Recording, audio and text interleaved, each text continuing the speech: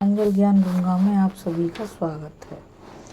कल हमने संक्षिप्त महाभारत में कुंती की आज्ञा पर द्रौपदी के विषय में पांडवों के विचार की कथा को पढ़ा था।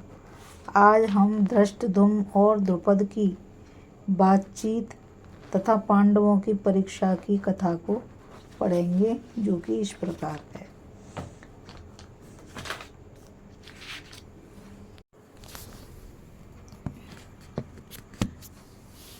वैशंपायन जी कहते हैं, जन्मेजय धृष्टद्युम्न पांडवों के इतना निकट बैठा हुआ था कि वह उनकी बातें तो सुन ही रहा था, द्रौपदी को भी देख रहा था। उसके कर्मचारी भी उसके साथ ही थे। वहां की सब बात देख सुनकर वह अपने पिता द्रुपद के पास पहुंचा।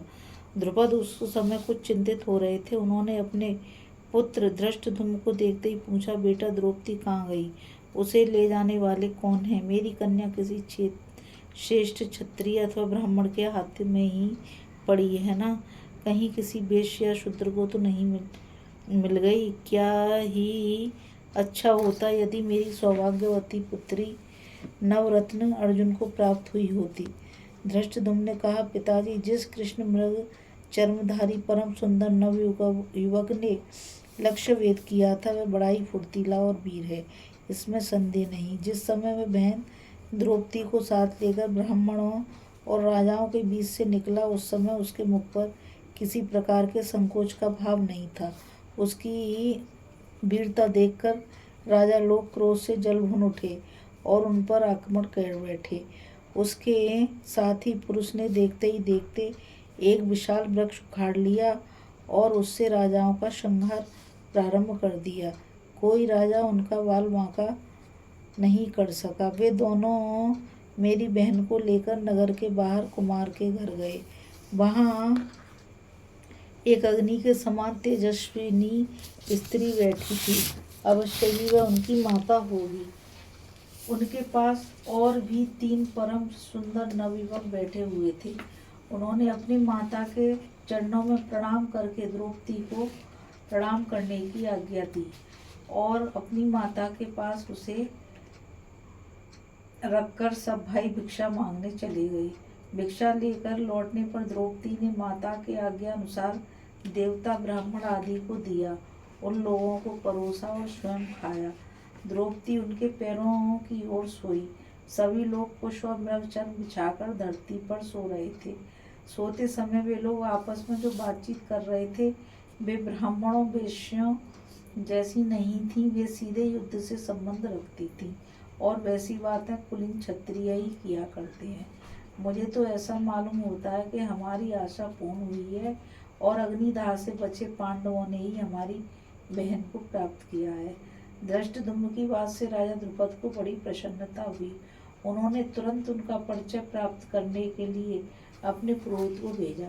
पुरोहित ने पांडवों के पास जाकर कहा कि आप लोग चिरंजीवी हो। पांचाल राज महात्मा द्रुपद ने आशीर्वाद पूर्वक आप लोगों का परिचय जानना चाहा है।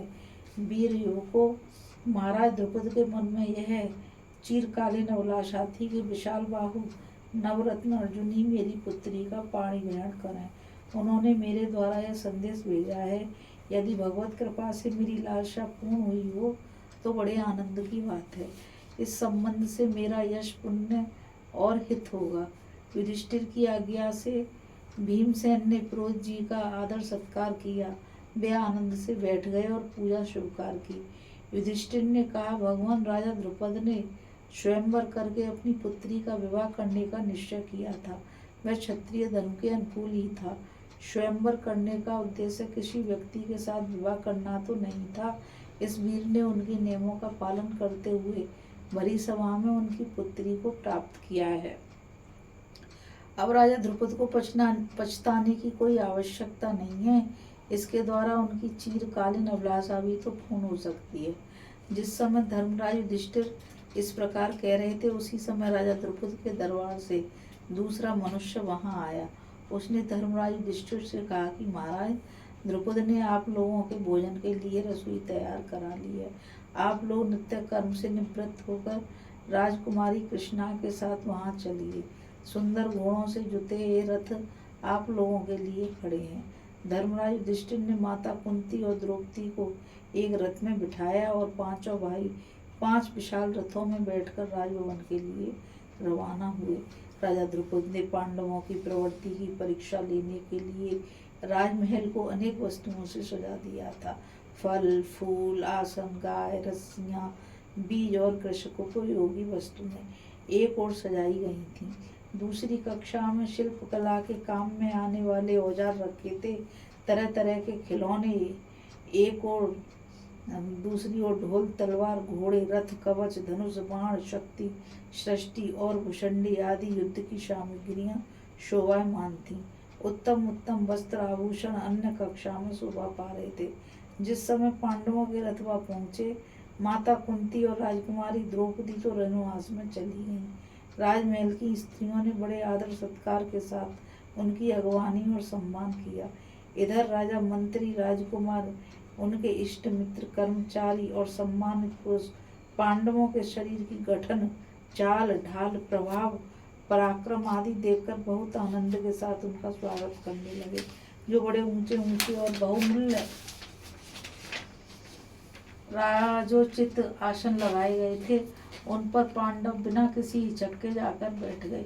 दास दासी सोने के बर्तनों में बड़ी सज धज के साथ सुंदर सुंदर भोजन परोसने लगी और उन लोगों ने उचित रीति से सबको ग्रहण किया। भोजन के बाद जब सब वस्तुओं को देखने दिखाने का अवसर आया, तब पांडवों ने पहले उसी कक्षा में प्रवेश किया जिसमें युद्ध संबंधी वस्तुएं रखी थी।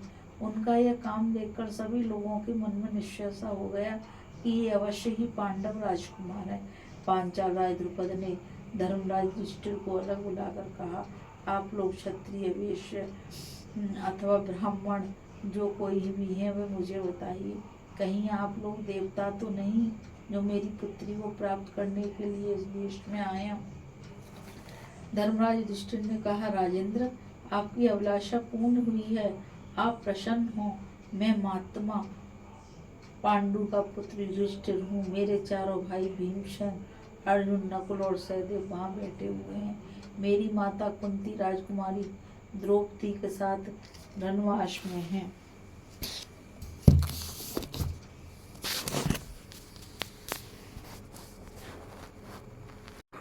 अभी हम धृष्टद्युम्न और द्रुपद की बातचीत और पांडवों के परीक्षा और परिचय की कथा को पढ़ रहे थे और कल हम व्यास जी के द्वारा द्रौपदी के साथ पांडवों के विवाह का निर्णय की कथा को पढ़ेंगे। इस कथा में आज बस इतना ही। मुझ गीता रावत को आज्ञा दीजिए। कल फिर मिलेंगे एक नई कथा के साथ। और मैं आप लोगों से यही कहना चाहूँगी कि आप सभी भी इस चैनल को ज़्यादा से ज़्यादा लाइक, शेयर और सब्सक्राइब कीजिए ताकि यह अमूल्य ज्ञान घर घर तक पहुँच सके। इस कथा में बस इतना ही। राधे राधे, जय श्री कृष्णा, नमस्कार।